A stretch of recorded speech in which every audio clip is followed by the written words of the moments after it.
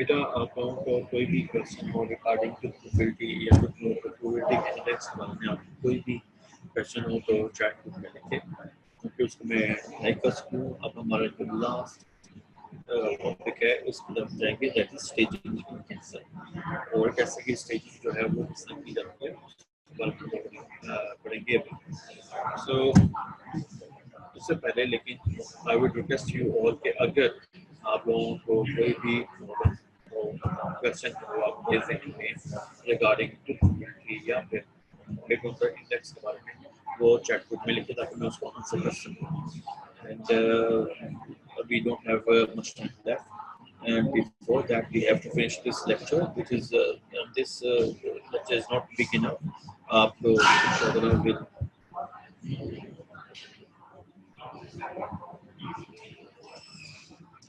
Okay. Arisha वाले ने बोला can a shaking tooth be saved. बेटा आपको मैं इसका आंसर इस तरीके से दे सकता हूँ कि that highly depends on mobility score. अगर आपकी मोबिलिटी स्कोर 1 या 2 है इट कैन बी सेव्ड, लेकिन अगर आपकी मोबिलिटी स्कोर स्टेज 3 तक या फिर क्लास 3 तक चला गया तो उसे हम सेव नहीं कर सकते। उसको उसके the only option that we have is कि हम निकालते हैं। Okay, so class 1, class 2, class 1 and class 2 are savable, and class 3 is not savable और इसको हम extraction कर देते हैं। ठीक है, ये आपने बात समझनी है। That's why it's very important कि आप लोगों को stage 1 या class 1, class 2 and class 3 तीनों को पता होना चाहिए कि हमने कौन से दांत को कितनी होना चाहिए ताकि हम उसको सेव कर सकें। Okay,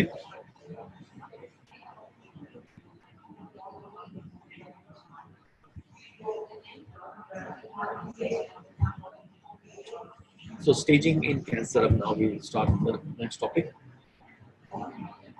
So cancer staging care, it is an important part of patients treating a patient treatment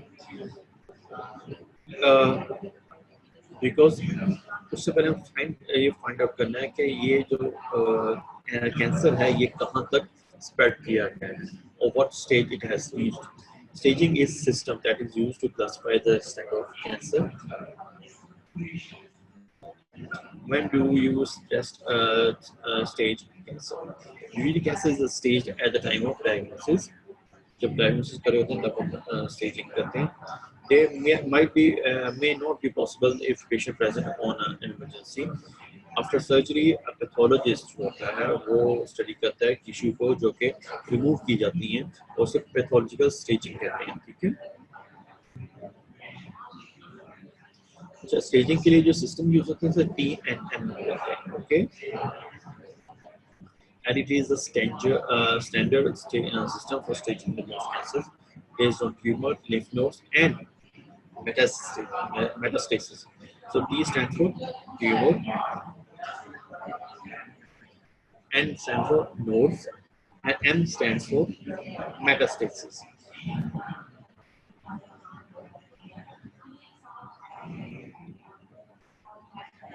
So the T in TNM relates to tumor. It indicates the tumor size. tumor size देखते हैं, extent देखते हैं, penetration देखते हैं। ठीक है, N stands for node, indicates the number of lymph node जो कि involve हो चुके हैं। ठीक है, M stands for distance metastasis कि कितना spread किया जा चुका है। ओके, तो तीन चीजें हम लोग इसमें देख रहे हैं। Okay, different tumors may spread to different parts of the body. It is important to test whether the tumor has spread to other organs or not. और spread को हम लोग किससे denote करते हैं? M से। M is metastasis. Okay. Patient can have tests such as computed tomography, CT scan जिसे हम बोलते हैं, MRI, magnetic resonance imaging बोलते हैं, and positron emission tomography जिसे PET scans बोलते हैं। इसे इन चीजों से हम लोग टेस्ट करते हैं। After staging of the cancer, patient and the doctor can take a proper treatment plan. So जो most common है वो क्या है? Breast cancer, colorectal cancer, stomach cancer, esophagus, pancreatic cancer, and lung cancer. Other cancer stage with anti-NM system include soft tissue, sarcoma, and melanoma.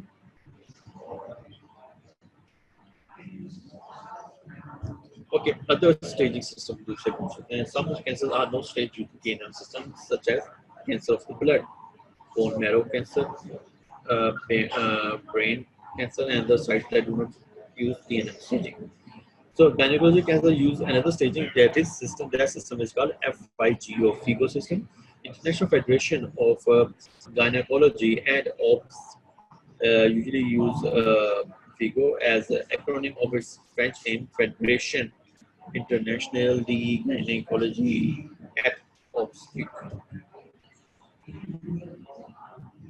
ये दूसरी इसी तरह की जो पैथोलॉजिकल स्टेजिंग है उसमें ड्यूस स्टेजिंग ऑफ कोलोरेक्टल कैंसर है. It is based on actually based on histological examination uh, of resected colorectal cancer specimen. As you can see from here, A, B, C, तीन है. A is invasive carcinoma, which is the muscularis propria. इसको हम लोग ये देख सकते हैं कि जो कार्सिनोमा है उसने अभी तक मसल को इन्वॉल्व नहीं किया. डी जो है उसमें ये होता है invasive carcinoma breaching the muscularis propria but not involve regional lymph nodes को उसने इन्वॉल्व नहीं किया. थर्ड वन इज के invasive cancer involving the regional lymph nodes को भी इन्वॉल्व किया. Okay, what does stage grouping mean? TNM की base पे हम लोग स्टेज ग्रुप करते हैं. उसमें stage 1, stage 2, stage 3 and stage 4 होता है. Okay, once the TNMS categories have been determined, they can be placed the cancer into stage group. Stage groups जो है वो मैंने करा है 1, 2, 3, 4 ये होते हैं stage. The larger the stage number, the more advanced stage of the cancer. Okay, staging form information is useful to guide the treatment with adjuvant treatment. क्या होता है कि कीमोथेरेपी और रेडियोथेरेपी दोनों को कंबाइन करके हम दे रहे थे. और it also determine the progress, the prognosis and survival. So this is it for the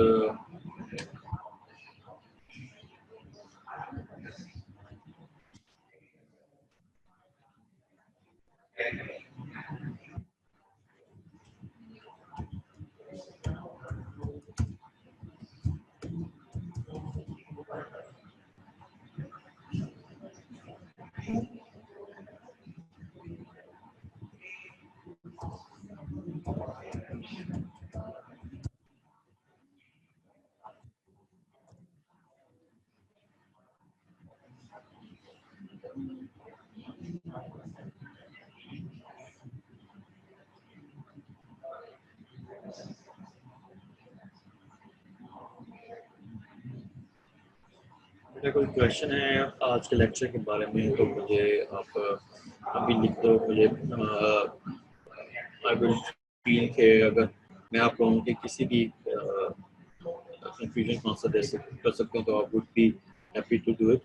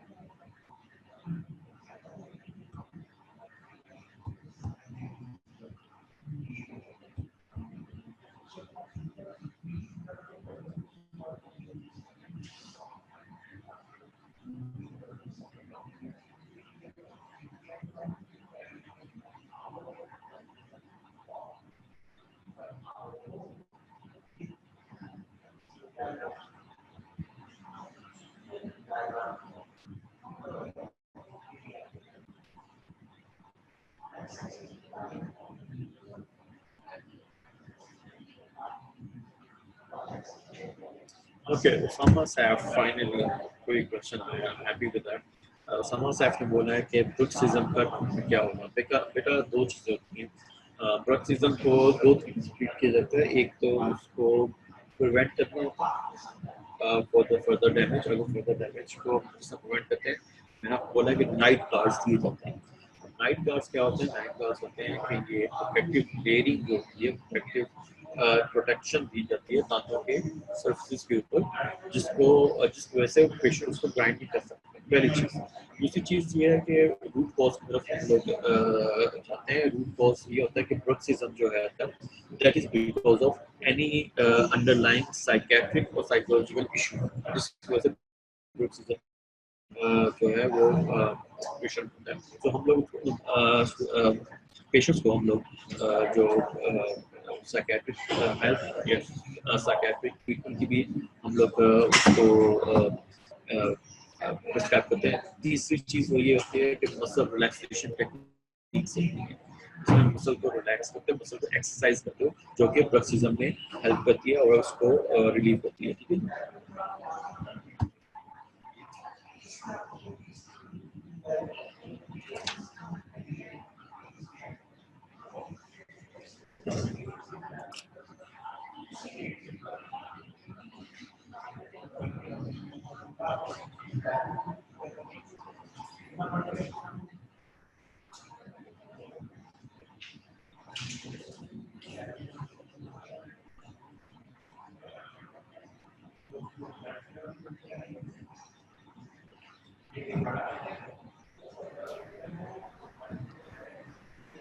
अस्सलाम वालेकुम, कैन यू हेयर मी? आवाज आ रही है आपको?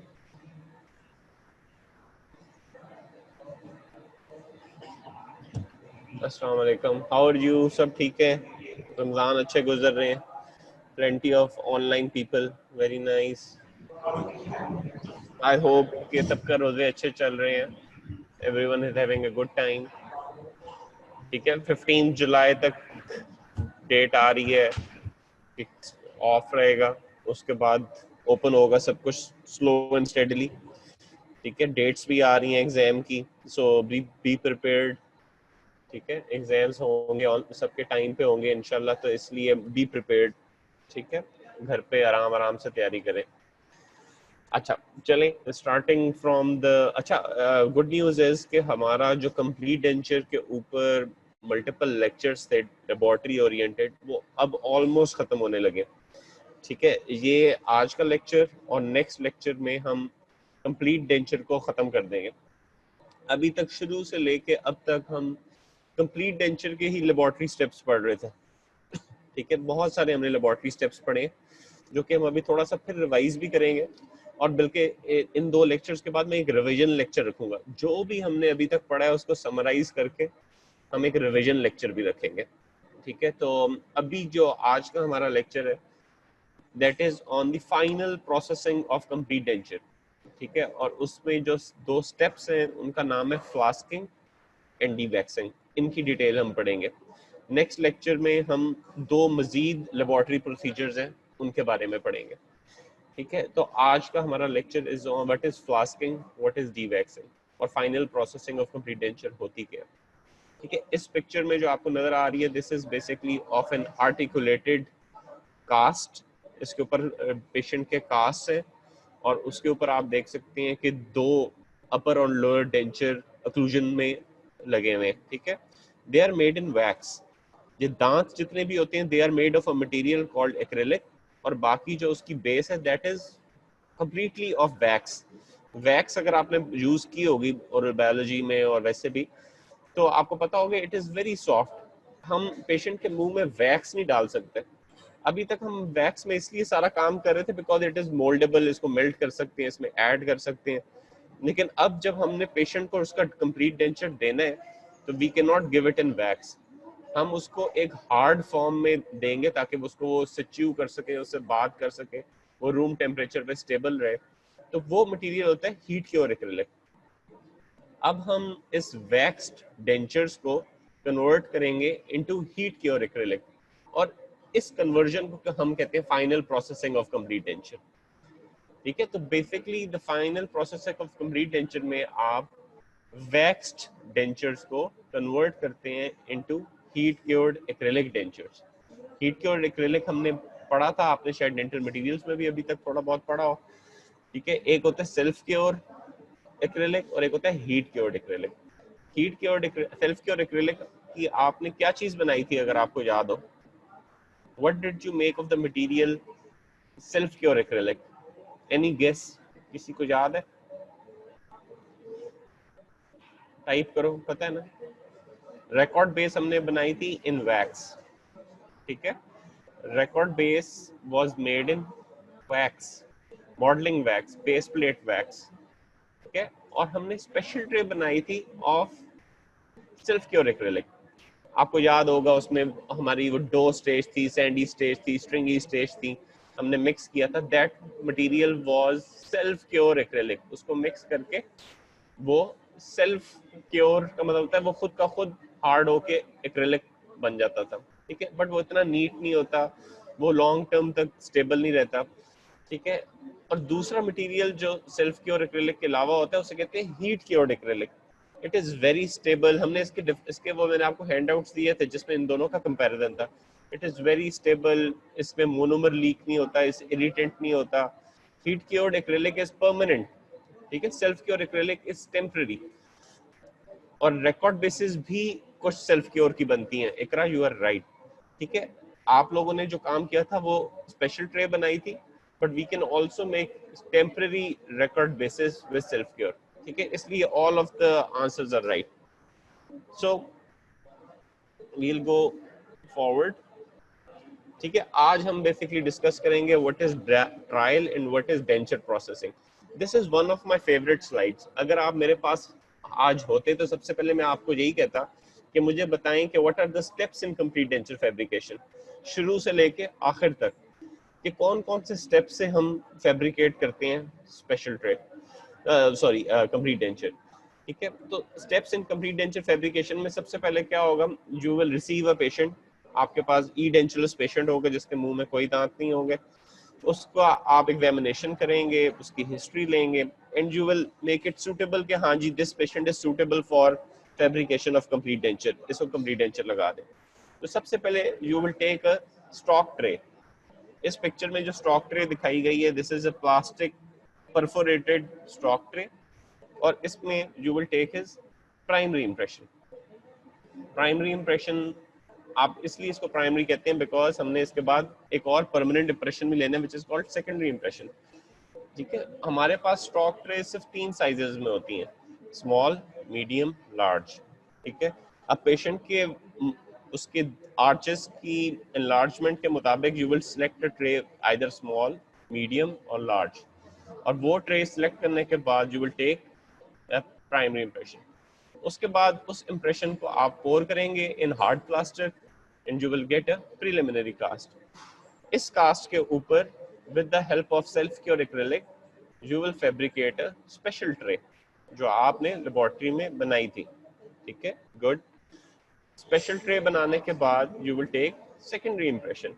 This is our permanent impression, हर चीज पेशेंट की इसमें रिकॉर्ड हो गई है। ठीक है, और परमानेंट इंप्रेशन लेने के बाद, सेकेंडरी इंप्रेशन की लेने के बाद you will get a master cast. इसे master cast इसे इसलिए कहते हैं because it is a permanent type of a cast. ठीक है, और इसके बाद we move on to, एक सेकंड ठहरिएगा जी, ये बीच में क्या आ रहा है, एक सेकंड। ठीक है, so इसके बाद हमारे पास record base बन जाती है। ठीक है, record base क्या है? It is the base on which teeth are placed. record base के बाद you fabricate occlusal rims। उसके बाद आपने record base तक यहाँ पे कॉलेज में काम किया था, आपने वैक्स से record base बनाई थी, उसके बाद आप लोग चले गए थे। उसके बाद हमने occlusal rims आपको लेबोरेटरी में बनवाने थे, इसके ऊपर we already had a lecture। occlusal rims लगाने के बाद, बनाने के बाद हम उसको occlusal rims को with the record basis patient के मुंह में जाके उससे मुख्तलिफ रिलेशनशिप्स रिकॉर्ड करते हैं और उस क्लिनिकल स्टेप को कहते हैं jaw relation. After jaw relation, we articulate these occlusal rims and record bases on an articulator. Articulator भी हमने पढ़ा था और आर्टिकुलेशन भी पढ़ी थी. आई होप कि आप सब साथ साथ वीडियोस भी देख रहे हो, विच आई डाउट वैसे, लेकिन ये कि उन वीडियोस को जरूर एक दफा देखें, ठीक है, ताकि आपको ये सारा प्रोसेस समझ आता जाए और हम फिर आर्टिकुलेट कर देते हैं उसको ऑन आर्टिकुलेटर. आर्टिकुलेटर सेटअप, हमने इंटीरियर टू सेटअप सारा पढ़ा कि इंटीरियर टीथ किस एंगल पे किस इंक्लिनेशंस पे लगते हैं. फिर हमने पोस्टीरियर टीथ का सारा पढ़ा कि पोस्टीरियर टीथ किस एंगल्स पे किस इंक्लिनेशंस पे लगते हैं. और टीथ अरेंजमेंट जब आपने आर्टिकुलेटर पे दांत लगा लिए सारे दांत, फिर the next clinical step is called trial और ट्राइन ऑफ अ डेंचर. ट्रायल का मतलब होता है कि कोई चीज ट्राई करना. हम पेशेंट के मुंह में बेसिकली वो dentures, record basis with the आपकी आर्टिफिशियल टीथ पेशेंट के मुंह में जाके देखते हैं कि वो दांत सही मिल रहे हैं, पेशेंट को कलर पसंद आ रहा है, पेशेंट को दांतों का साइज पसंद आ रहा है. उस स्टेज को हम कहते हैं ट्रायल. और ट्रायल के बाद जब पेशेंट हमें कहता है कि ये सब कुछ बिल्कुल ठीक है, इसे मुझे फाइनल करके दे दें, तो हम क्या करते हैं, डेंचर की प्रोसेसिंग करते हैं, फाइनल प्रोसेसिंग. क्योंकि अभी तो डेंचर के जितने भी दांत हैं वो वैक्स में लगे हुए हैं ना. रिकॉर्ड बेसिस भी टेम्परेरी होती है, मैंने आपको पढ़ाया था कि रिकॉर्ड बेस भी टेम्परेरी होती है और ये दांत भी जितने हैं वो वैक्स में लगे होते हैं. तो ये सारा अभी टेम्परेरी है.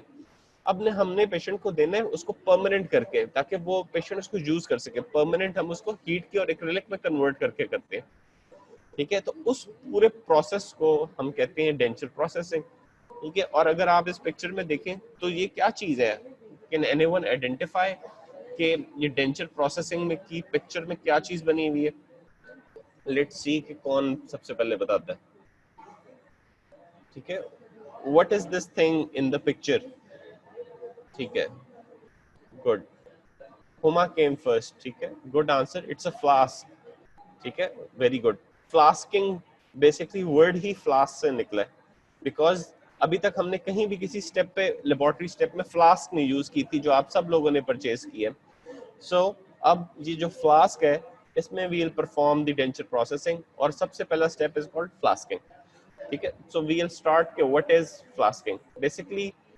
उससे भी पहले मैं आपको एक कॉन्सेप्ट और क्लियर कर दूं ऑफ द रिकॉर्ड बेसिस, ठीक है. रिकॉर्ड बेस क्या थी? Record base basically it was part of the denture that makes contact with the soft tissues and retains the artificial teeth. और ये हमने एक ग्राफ जो है, टेबल है, ये पहले मैंने आपको दिखाया था. इसमें टेम्परेरी रिकॉर्ड बेसिस की भी एग्जांपल दी हुई है, परमानेंट की भी दी हुई है. तो जब हम डेंचर की मुख्तलिफ रिलेशनशिप्स रिकॉर्ड कर रहे होते हैं, मुख्तलिफ आर्टिकुलेटर पे दांत लगा रहे होते हैं, तो हमने रिकॉर्ड बेस बनाई होती है temporary of either shellac or base plate wax or vacuum formed vinyl or self cure acrylic, ठीक है. This is temporary record basis. अब इन टेम्परेरी रिकॉर्ड बेसिस को आपने कन्वर्ट करना है परमानेंट में, either heat cure acrylic resin या metal में, ठीक है. इस स्टेज पे मैं आपको मेटल में नहीं बता रहा कि उसके लेबोरेटरी स्टेप्स क्या हैं, हम दूसरा परमानेंट मटेरियल की बात कर रहे हैं which is heat cure acrylic resin. तो ये जितने भी टेम्परेरी मटेरियल्स हैं, अब हम उस डेंचर के टेम्परेरी मटेरियल्स को रिप्लेस कर रहे हैं with heat cure acrylic resin, ठीक है.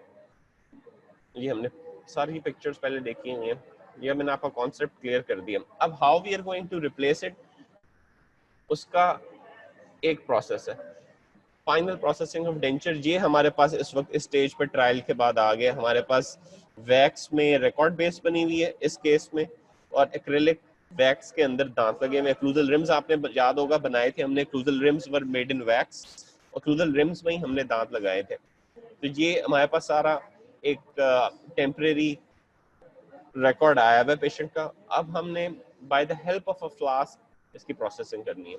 तो there are basically 4 to 5 steps in the final processing, ठीक है. Following laboratory procedures are carried out to make the complete denture ready for insertion. Number one is the flasking procedure. Flasking procedure by the name पता आ रहा है कि we will use the dental flask for processing, ठीक है, पहले step में. Number two is the dewaxing procedure. Dewaxing एक चीज होती है वैक्सअप और वैक्सिंग, उसका मतलब होता है वैक्स लगाना, और डी वैक्सिंग का मतलब होगा वैक्स रिमूव करना। तो in the second step of processing we will perform dewaxing. जितनी भी चीजें वैक्स में थी वो हम वैक्स सारी रिमूव कर देंगे। Then next stage is wax remove करने के बाद we will perform packing of heat cured acrylic. Heat cured acrylic को मिक्स करके हम फ्लास्क में पैक करेंगे, इसको कहते हैं packing of heat cure acrylic. And lastly curing of heat cure acrylic. ठीक है, curing of heat cure acrylic का मुराद ये है कि when you mix heat cure acrylic तो वो बड़ा सॉफ्ट होता है, और वो तब तक नहीं हार्ड होता जब तक कि आप उसको हीट नहीं करते। This is why it is called heat cured, because it becomes hard with the application of heat. और इस प्रोसीजर को we call at curing.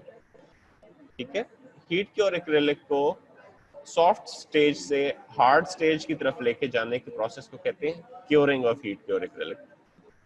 And फिर जब वो क्योर हो जाता है, हार्ड हो जाता है, फिर हम उसकी फिनिशिंग करते हैं, जो एक्स्ट्रा हीट क्योर एक्रिलिक होता है उसको रिमूव करते हैं एंड पॉलिशिंग करते हैं ताकि वो स्मूथ हो जाए। ठीक है, these basically are the 5 steps in the processing of a denture. सबसे पहले फ्लास्किंग, फ्लास्किंग के बाद dewaxing, where you remove the wax, then you pack the heat cure acrylic, you cure the heat cure acrylic, and finally you finish and polish the heat cure acrylic. ठीक है, आज हम basically फ्लास्किंग procedure पढ़ेंगे और उसकी demonstration देखेंगे, और फिर डीवैक्सिंग प्रोसीजर का भी हम पढ़ेंगे और उसकी डेमोन्स्ट्रेशन देखेंगे। अगर आप आज यहाँ पे होते तो ये हम आपसे प्रैक्टिकली परफॉर्म भी कराते, आप सब अपने अपने डेंचर्स की फ्लास्किंग करते और फिर उसकी डीवैक्सिंग करते।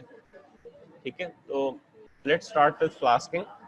फ्लास्किंग की फाइनल आउटलुक इस तरह की कुछ होती है।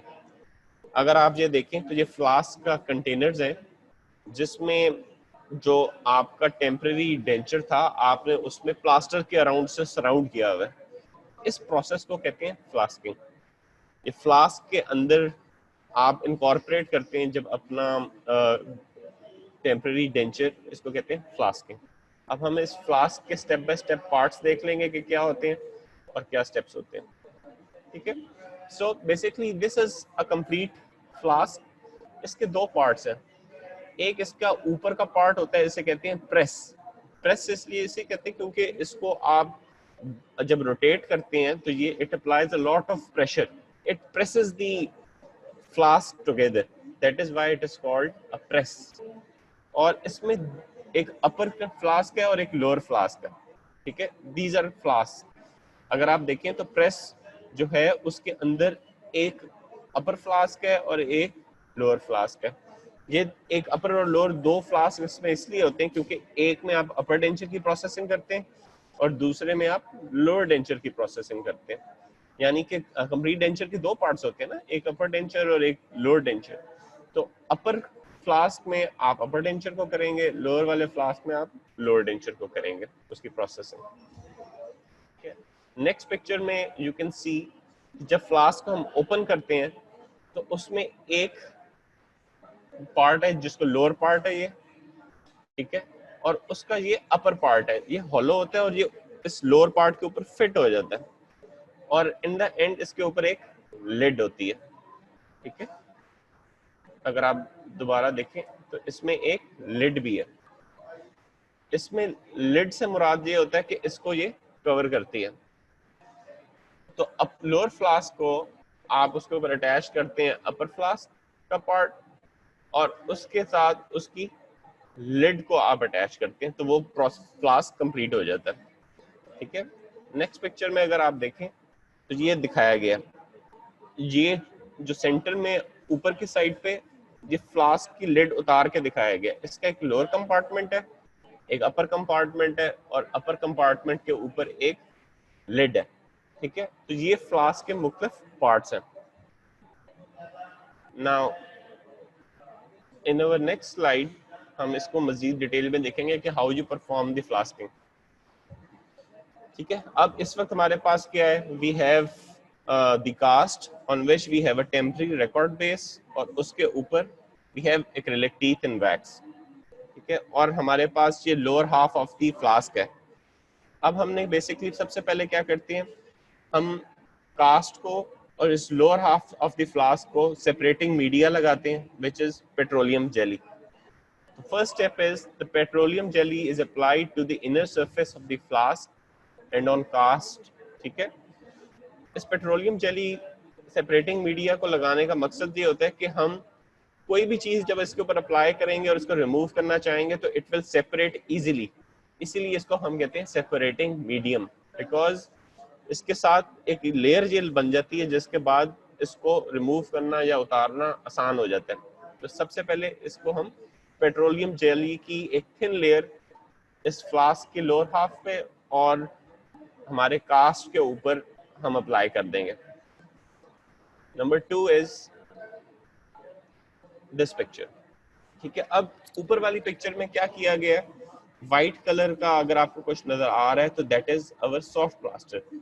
आपने lower half of the flask में सॉफ्ट प्लास्टर डाला और उस सॉफ्ट प्लास्टर के अंदर आपने अपना complete upper denture with the cast आपने डाल दिया.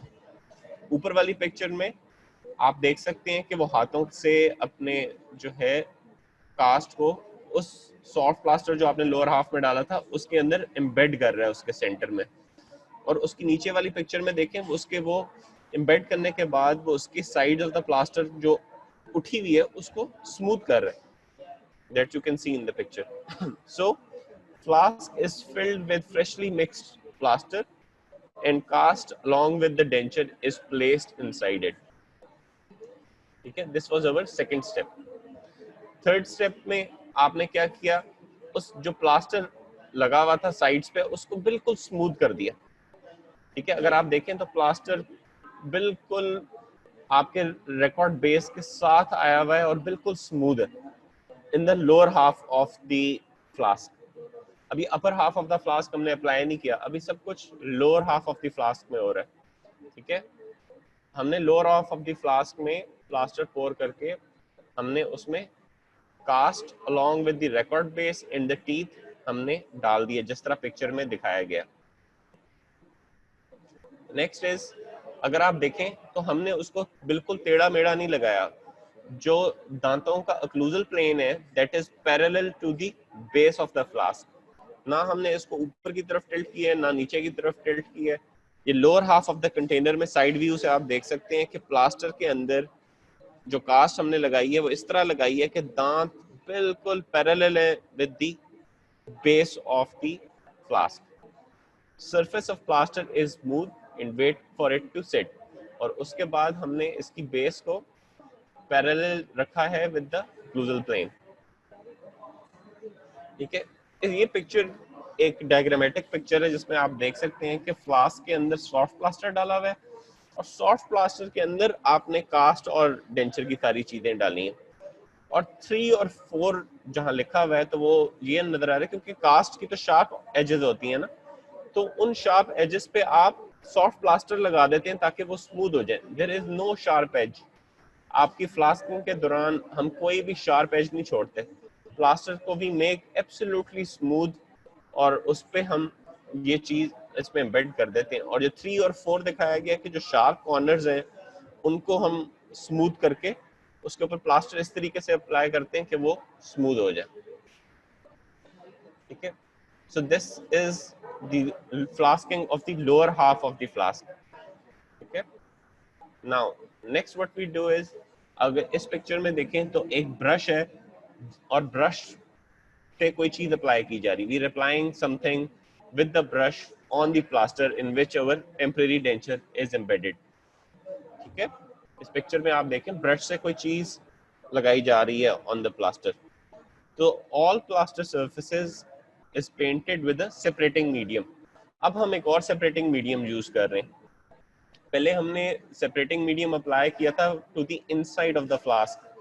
अब हम सेपरेटिंग मीडियम अप्लाई कर रहे हैं on the surface of plaster जिसके अंदर हमारा डेंचर एम्बेडेड है. इसका मकसद क्या है ये भी आपको समझ आ जाएगा. ये वाला सेपरेटिंग मीडियम जो हम यूज कर रहे हैं इसको हम कहते हैं कोल्ड मोल्ड सील.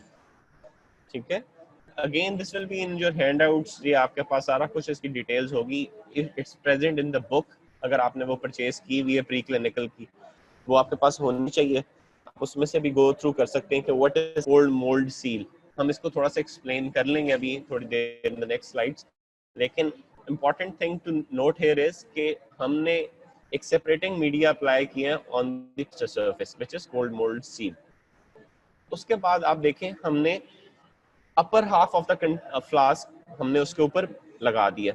अगर पिक्चर में देखें जहाँ पे रूलर भी पड़ा हुआ है, इस पिक्चर में देखें हमने lower half of the flask के ऊपर अपर हाफ ऑफ द फ्लास्क लगा दिया। Upper half is placed on the lower half of flask with the denture, ठीक है। और ये इस पिक्चर में ये दिखाया गया है कि दांत जो है उस अपर हाफ ऑफ द फ्लास्क से नीचे होने चाहिए इतना। अगर आप देखें तो अपर हाफ ऑफ द फ्लास्क की टॉप सरफेस से दांतों के दरमियान एक फासला है, ये फासला होना चाहिए, ठीक है। अब हमने क्या किया इस पिक्चर में जो आप देख रहे हैं, प्लास्टर मिक्स करके उस डेंचर के ऊपर पोर कर दिया हमने, ठीक है। ये बड़ी इंपॉर्टेंट पिक्चर है। अपर हाफ ऑफ द फ्लास्क हमने लगाने के बाद अब हाथों से उस फ्लास्क को पकड़ के ऊपर से हमने प्लास्टर और ज्यादा उसके ऊपर लगा दिया, और तब तक हमने उसको लगाते जाना है जब तक कि ये फ्लास्क का अपर हाफ फुल ना हो जाए प्लास्टर के साथ।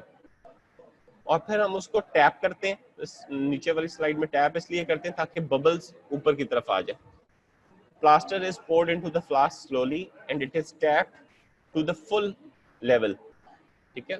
उसके फुल लेवल तक flask is tapped to release air bubbles.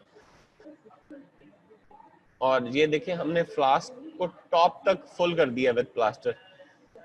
And in the next slide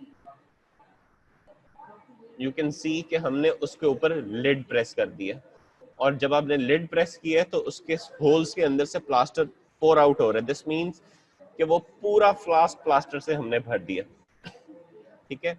so this is our flasking procedure, it's very easy, ठीक है। अभी हम इसमें से एक दफा दोबारा गो थ्रू कर लेते हैं सारा कि हमने अभी शुरू से लेके अभी तक क्या किया। सबसे पहले हमने अपनी कास्ट ली और lower half of the flask लिया, उसमें हमने पेट्रोलियम जेली लगाई। फिर हमने प्लास्टर पोर किया और उस प्लास्टर में लोअर हाफ में हमने अपना कास्ट डाल दिया और उसकी सरफेस हमने टॉप की स्मूथ कर दी प्लास्टर की, ठीक है। ये आप देख सकते हैं कि इस पिक्चर में पूरा दिखाया गया है कि हम फ्लास्किंग जब लोअर हाफ की जाती है तो वो प्लास्टर हमने बिल्कुल स्मूथ कर दिया, ठीक है। इसके बाद हमने सेपरेटिंग मीडिया लगाया, cold mould seal on the plaster, इसीलिए लगाया हमने। अब आपको समझ आ गई होगी सेपरेटिंग मीडिया इसलिए हमने बीच में इसके ऊपर लगाया था क्योंकि इसके ऊपर भी हमने प्लास्टर पोर करना है। अगर हम separating media lower half of the plaster पे नहीं लगाएंगे तो जब हम ऊपर से इसके ऊपर प्लास्टर डालेंगे तो प्लास्टर आपस में केमिकल रिएक्शन करके कांटेक्ट कर लेगा, वो आपकी फ्लास्क खुलेगी नहीं। वो तो केमिकली जब आप प्लास्टर पर डालेंगे तो वो तो आपस में केमिकली ज्वाइन कर जाएगा, उसका केमिकल रिएक्शन हो जाएगा। So to separate the lower and the upper half of the flask you apply separating media, ताकि जब आप फ्लास्क को ओपन करना चाहें तो because of the intermediate layer of separating media वो ओपन हो जाए। तो हमने इसलिए इस पे सेपरेटिंग मीडिया लगाया था। सेपरेटिंग मीडिया लगाने के बाद हमने upper half of the flask को ऊपर लगाया लोअर हाफ के, और फिर हमने ये सॉफ्ट प्लास्टर पोर किया इसके ऊपर। अब ये सॉफ्ट प्लास्टर डेंचर के दांतों को और वैक्स को तो टच करेगा लेकिन नीचे वाले प्लास्टर के साथ वो कांटेक्ट कर तो नहीं करेगा because of the application of separating media, और ये फ्लास्क आराम से दो हाफ्स में खुल सकती है बाद में। इसलिए सेपरेटिंग मीडिया लगाना इज वेरी इंपॉर्टेंट, ये नहीं लगाएंगे तो आपकी फ्लास्किंग फेल हो जाएगी। और सेपरेटिंग मीडिया लगाने का यही तरीका होता है कि it is in liquid form, इसको आप पेंट ब्रश से प्लास्टर के ऊपर लगाते हैं and you wait for it to dry, और उसके बाद आप फ्रेशली मिक्स प्लास्टर को उसके ऊपर पोर कर देते हैं, और उसके बाद टैप करके हमने सारे एयर बबल्स रिलीज किए और फिर हमने ऊपर तक उसका सॉफ्ट प्लास्टर फिल कर दिया और एंड में हमने उसके लिड लगा दी। तो दिस इज ऑल अबाउट फ्लास्किंग, ठीक है। अगर आपके पास अभी कोई फिलहाल कोई ध्यान में क्वेश्चन आ रहे which is not clear, you can ask, because हम इसके बाद हम नेक्स्ट स्टेप की तरफ चले जाएंगे, ठीक है। If you have any question so far regarding flasking, क्योंकि इस तरह हमने अपने कंप्लीट डेंचर की भी फ्लास्किंग करनी है और लोअर डेंचर की एक अलग से फ्लास्क में हम उसकी भी प्रोसेसिंग करेंगे सारी, ठीक है। So I think there are no more questions फिलहाल, तो we will move on to dewaxing, ठीक है। अब डीवैक्सिंग क्या होगा, as the name indicates wax will be removed, ठीक है। तो डीवैक्सिंग क्या होगा, आपका जो ये आप फ्लास्क देख सकते हैं, गोल्डन कलर के दो फ्लास्क हैं, एक में अपर डेंचर है एक में लोअर डेंचर है और वो प्रेस में लगाए हुए। अब आपने इस कंप्लीट असेंबली को जिस तरह की ऊपर की पिक्चर में दिखाया है बॉइलिंग वाटर में डाल देना, ठीक है। इस पूरे flask upper and lower dentures को आपने बॉइलिंग वाटर में डाल दिया फॉर 5 to 7 मिनट्स। अब इस बॉइलिंग वाटर में डालने की वजह ये है कि जब बॉइलिंग वाटर सराउंड करेगा इन फ्लास्क को, तो हीट की वजह से, because of the application of heat, अंदर से वैक्स विल मेल्ट, ठीक है। इसलिए इसको हम कहते हैं डी वैक्सिंग, बिकॉज उसकी अंदर की जो वैक्स है इट विल मेल्ट। मैं अभी आपको दिखाता हूँ। अब ये डी वैक्सिंग हमने 5 से 7 मिनट बॉइलिंग वाटर में डाल दिया, फिर हमने इसको निकाला, अब फिर हम उसके अपर एंड लोअर हाफ को खोलेंगे। ये अभी हमने फ्लास्किंग की थी और मैंने आपको सारी दिखाई है, ठीक है। अगर ये लोअर हाफ भी देख सकते हैं और अपर हाफ भी देख सकते हैं। अब बेसिकली क्या हुआ है, इसको खोलने के बाद इसके अंदर की वैक्स सारी मेल्ट कर गई है। Remove the flask and open the two halves. अगर आपने सेपरेटिंग मीडिया ना लगाया होता तो ये दो हाफ सेपरेट ना होते, बिकॉज आपने लोअर हाफ पे कोल्ड मोल्ड सील लगाई थी और फिर पोर किया था अपर से, तो इसलिए ये दोनों फ्लास्क के हाफ्स आराम से सेपरेट हो गए, ठीक है। और ये देखें, ये हमने स्पैचुला से जो वैक्स थी वो रिमूव कर दी, जो थोड़े बहुत रेमिनेंट्स रह गए थे। कुछ तो बॉयल करने से वो वैक्स रिमूव होगी और जो थोड़े बहुत एक्स्ट्रा रह गई थी वो हमने मैनुअली उसको पकड़ के रिमूव कर दिया वैक्स को। Soften wax is removed. और ये देखें, इस पिक्चर में गर्म पानी डाला जा रहा है इसके ऊपर, ताकि जो भी वैक्स रह गई है वो गर्म पानी लगने से मेल्ट हो जाए। Boiling water is poured to remove any remaining wax. और ये लास्ट पिक्चर में ये आप देख सकते हैं कि अपर और लोअर डेंचर के दो हाफ्स हैं and flasks are kept upright to get cool and dry, ठीक है। ये हमने अब इसको ड्राई करना है, बिकॉज इसको हमने बॉइलिंग वाटर में रखा है, इसकी वैक्स मेल्ट की, ऊपर से गर्म पानी डाला, तो हमने अब इसको ड्राई करना है। This whole process was called dewaxing. It is a 10 minutes procedure. अच्छा, वेरी गुड क्वेश्चन, टीथ किधर गए? वो मैं अभी आपको नेक्स्ट पिक्चर में दिखाता हूँ। हाँ, वैक्स तो रिमूव हो गई, अब टीथ किधर गए? This is very important. Teeth जो थे वो प्लास्टर के अंदर रह जाएंगे। जो आपने ऊपर से प्लास्टर सेकंड हाफ में डाला था ना, आपने उस पे दांतों के ऊपर सेपरेटिंग मीडिया नहीं लगाया था, आपने सेपरेटिंग मीडिया सिर्फ लगाया था ऑन दी प्लास्टर। तो वो प्लास्टर से तो वो सेपरेट हो गया, लेकिन टीथ जो आपने अपर हाफ में प्लास्टर पोर किया था वो उसके अंदर एम्बेड हो जाएंगे, like you will see in the coming pictures. ये देखें, ये डीवैक्सिंग करके हमने दोनों हाफ्स खोले, ये वैक्स थोड़ी बहुत मेल्ट हुई भी पड़ी हुई है, इसको हमने रिमूव किया। और अगर आप रिमूव करने के बाद देखें तो ये सारे दांत पड़े हुए हैं, ठीक है। ये देखें, इस तरह की पिक्चर नजर आएगी जब आप उसको कंप्लीटली क्लीन कर देंगे। आपके प्लास्टर के अंदर टीथ घुस जाएंगे, एम्बेड हो जाएंगे, वहां पे लॉक हो जाएंगे, और जहां पे वैक्स थी वो सारी वैक्स मेल्ट होने के बाद वो हॉलो हो गई है, ठीक है। वैक्स सारी रिमूव हो गई है। इस प्रोसेस को हमने कहते हैं डीवैक्सिंग, ठीक है। और अब नेक्स्ट प्रोसीजर्स क्या है? Packing and curing. अब अगले लेक्चर में आपको मैं बताऊंगा कि किस तरीके से हीट क्योर एक्रिलिक को मिक्स करके हम इस जगह पे रख देते हैं और पैक कर देते हैं विद हीट क्योर्ड एक्रिलिक, ठीक है। जहां पे अब आपको प्रोसेस सारा समझ आ रहा है। वैक्स इसलिए हमने मेल्ट की है ताकि वैक्स रिमूव करने के बाद हम वहां पे हीट क्योर एक्रिलिक रख सकें। समझ आ गई आपको? इस तरीके से हम वैक्स को रिमूव करते हैं by the help of flasking and dewaxing, और फिर हम इस फ्लास्क में अब नेक्स्ट लेक्चर में मैं आपको बताऊंगा कि किस तरह हम हीट क्योर एक्रिलिक पैक करेंगे और इसकी फिर हम क्योरिंग करेंगे. That will be in our next lecture. ठीक है.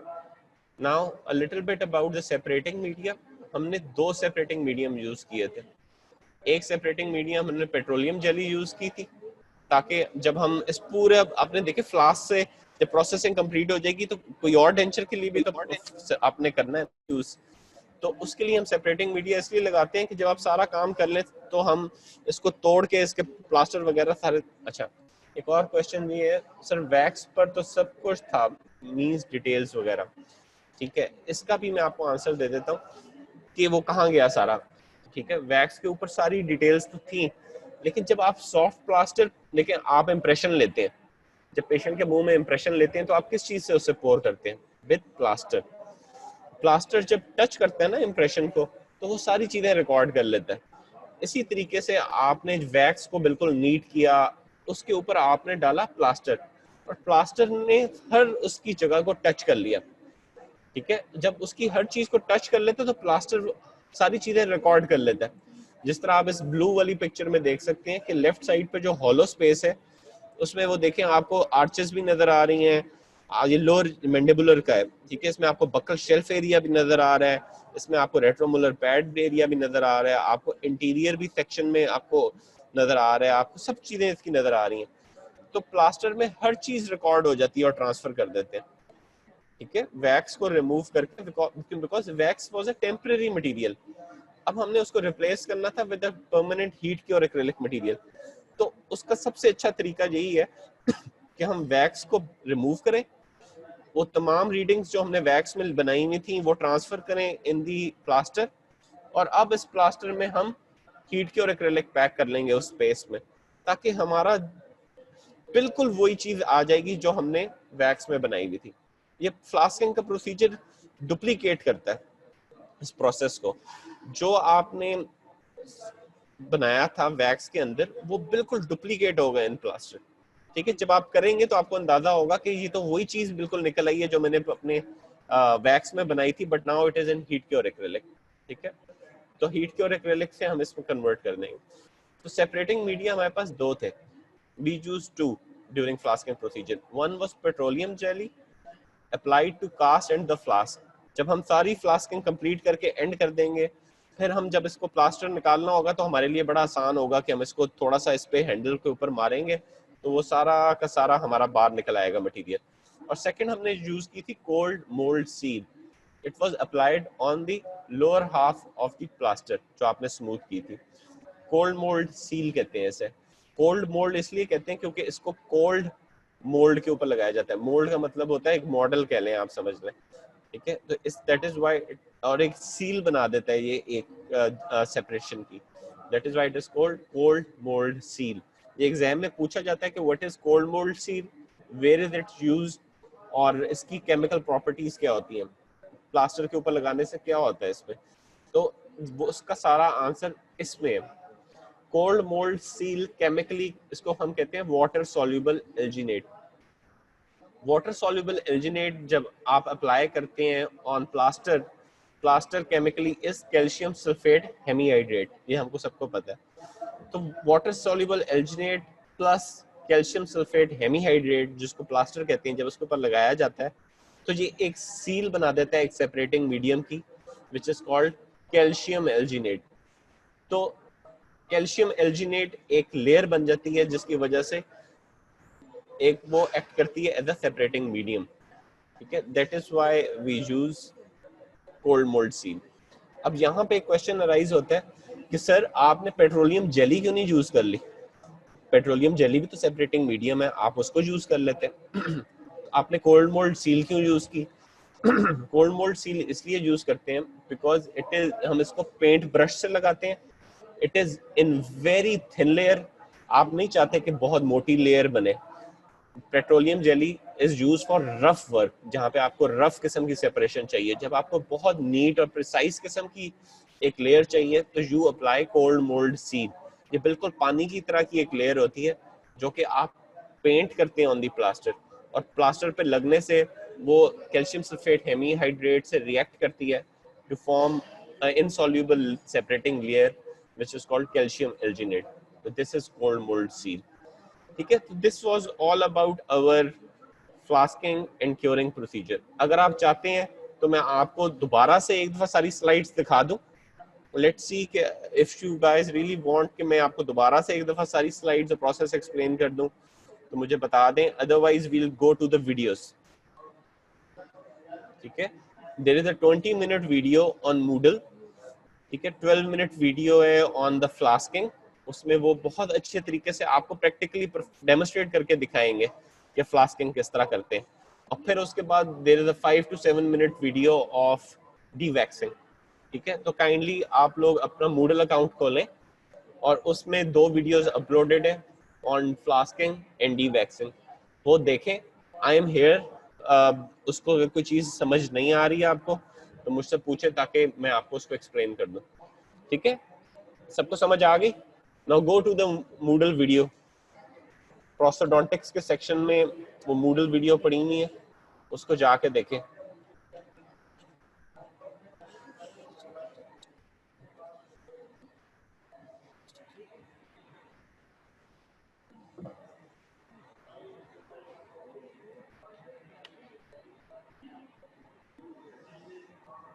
ठीक है, आई एम हेयर टिल 1. आप मूडल पे वीडियोस देखें. Now this is the time for the demonstration.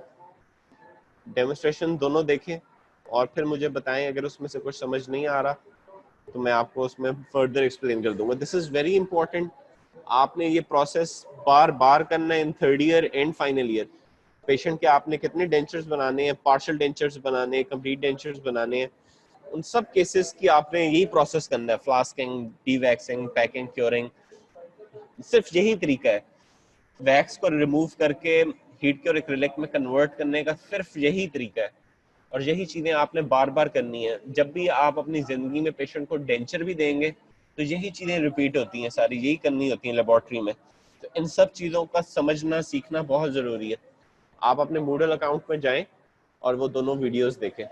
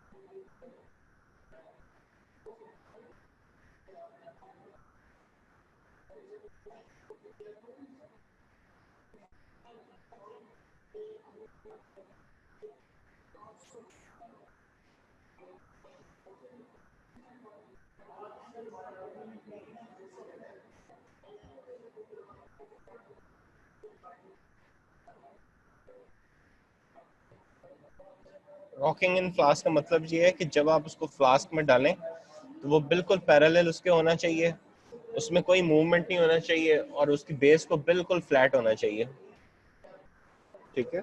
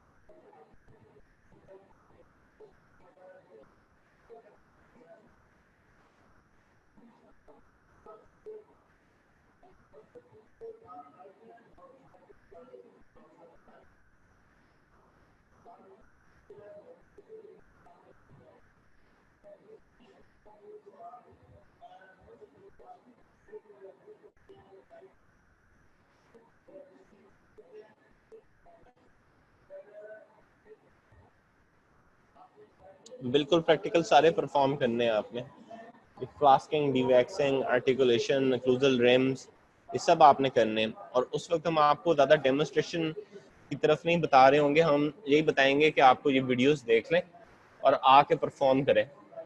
ठीक है, ये सब करना है आपने, प्रैक्टिकल भी इसके परफॉर्म करने हैं, क्योंकि पेशेंट्स करने से पहले प्रैक्टिकल करेंगे तो पता चलेगा ना।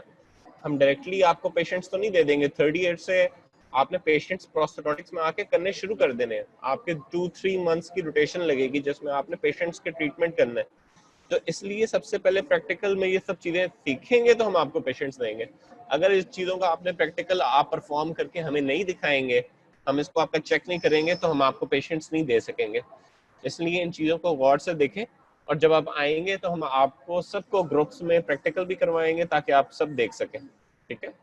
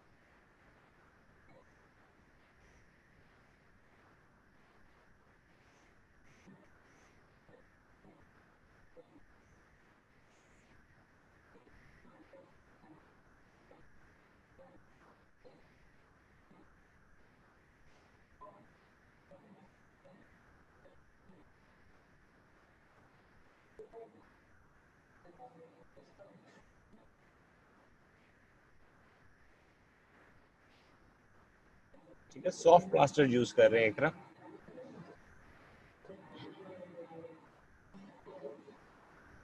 हाँ, सॉफ्ट प्लास्टर यूज कर रहे हैं इसको, ठीक है, सॉफ्ट प्लास्टर यूज किया इन्होंने।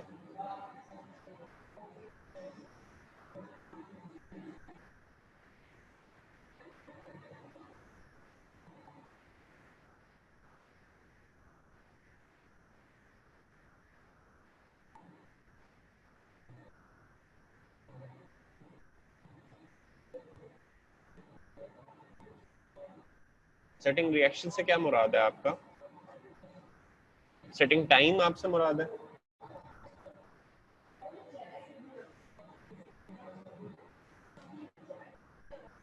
अच्छा, सेटिंग टाइम, सेटिंग टाइम इसका देखिए, दिस इज अ वीडियो ना, तो नॉर्मली जो सॉफ्ट प्लास्टर, अब ये पता नहीं कौन सा प्लास्टर यूज कर रहे हैं, मुख्तलिफ प्रॉपर्टीज होती हैं मुख्तलिफ प्लास्टर्स की। इन एनी केस जो हम यूज करते हैं उसमें सॉफ्ट प्लास्टर का जो सेटिंग टाइम होता है, इसमें इन्होंने मेरे ख्याल से उसकी सेटिंग टाइम स्किप कर दिया। ठीक है, उन्होंने आपको पूरी वीडियो, क्योंकि ये 12 मिनट्स की वीडियो है, लेकिन फ्लास्किंग 12 मिनट्स में नहीं होती, फ्लास्किंग को आपको 30 to 45 मिनट्स लगते हैं। ठीक है, सबसे पहले जब आप लोअर हाफ में प्लास्टर पोर करके उसमें कास्ट डालते हैं तो उसको सेट होने का वेट करते हैं, which is like 15 to 20 minutes.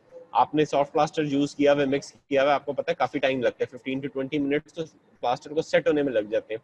उसके बाद ऊपर हाफ सेपरेटिंग मीडिया भी आपने देखा होगा, इसमें इतना ज्यादा टाइम नहीं लगाया लगाने में, सेपरेटिंग मीडिया लगाया जाता है, उसको भी 10 मिनट्स लगते हैं ड्राई होने में। फिर उसके ऊपर जब आप सॉफ्ट प्लास्टर पोर करते हैं तो उसको भी 15 to 20 मिनट्स एटलीस्ट लगते हैं उसको सेट होने में। तो ये पूरा फ्लास्किंग का प्रोसीजर है, ये 1 घंटे से पहले नहीं हो सकता, because it's a 12 minute video, इन्होंने आपको बहुत जल्दी करके दिखाया गया। ठीक है, मैं नहीं चाहता था कि आप सारा कोई ऐसी वीडियो देखें जिसमें इतना वेट करना पड़े। जो सेटिंग टाइम है वो हमने वेट करना है, जब तक कि प्लास्टर हार्ड नहीं हो जाएगा आप नेक्स्ट स्टेप की तरफ नहीं जाते, चाहे कोई भी प्लास्टर यूज कर रहे हैं, you have to wait for it to set. ठीक है, because it's a 12 minute video, तो इन्होंने इसको सारा को जल्दी करके दिखाया ताकि आपको सारे फेजेस पता चल जाए इस प्रोसेसिंग के।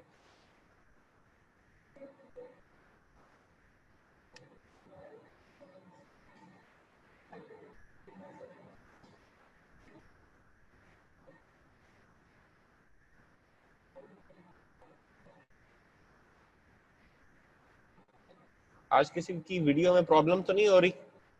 अगर किसी की वीडियो नहीं चल रही, कोई प्रॉब्लम हो रही है तो मुझे बताएं। यहाँ पे इमरान भी बैठे हैं, मनीबा भी बैठी हैं।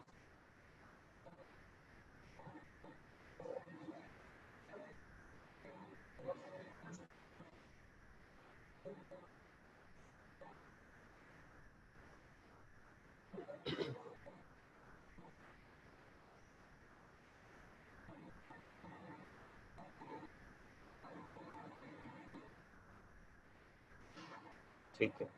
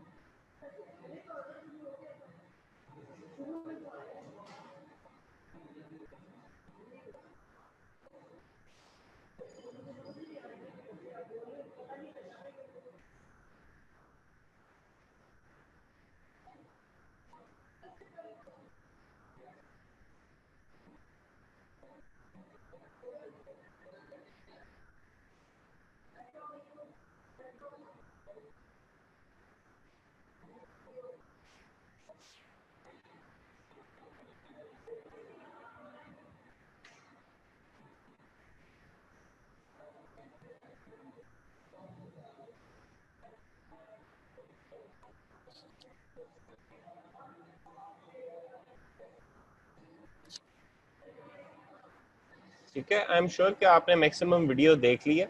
काइंडली जो मूडल अकाउंट के ऊपर वीडियोस लगाई जाती हैं उनको एक दफ़ा ज़रूर देखा करें। ठीक है, you have 3 to 4 minutes left. अगर आपको कोई भी क्वेश्चन है तो आप लोग पूछ सकते हो इसके। ठीक है, next time we will cover packing and curing of acrylic. ठीक है, और उसकी फिनिशिंग कैसे की जाती है। And don't worry, we will have a revision. Function खत्म हो गई, हमने सारे इसके लेबोरेटरी स्टेप्स आपको पढ़ा दिए, but soon we'll have a very quick revision class. 2 में चाह रहा था कि इसकी हम रिवीजन क्लासेस भी ले लें। इसके बाद हमने पार्शियल डेंचर पढ़ना है। ठीक है, आप लोग चाहते हैं कि कंप्लीट डेंचर की रिवीजन क्लास अभी साथ साथ हो जाए कि मैं पहले एक दफा पूरा कोर्स कंप्लीट कर दूं फिर रिवीजन क्लास स्टार्ट कराऊं? Do you want a revision class complete denture? क्योंकि हमारा खत्म है, इसके बाद लास्ट लेक्चर है next time about flasking and curing. ठीक है, उसके बाद आप चाहते हैं कि मैं एक रिवीजन 2 क्लासेस ले लूं कंप्लीट डेंचर के ऊपर, या आप चाहते हैं कि मैं एक दफा पार्शियल डेंचर भी पढ़ा के कोर्स कवर कर दूं और उसके बाद रिवीजन क्लास हो? When do you want the revision class? Complete denture के साथ या एट द एंड?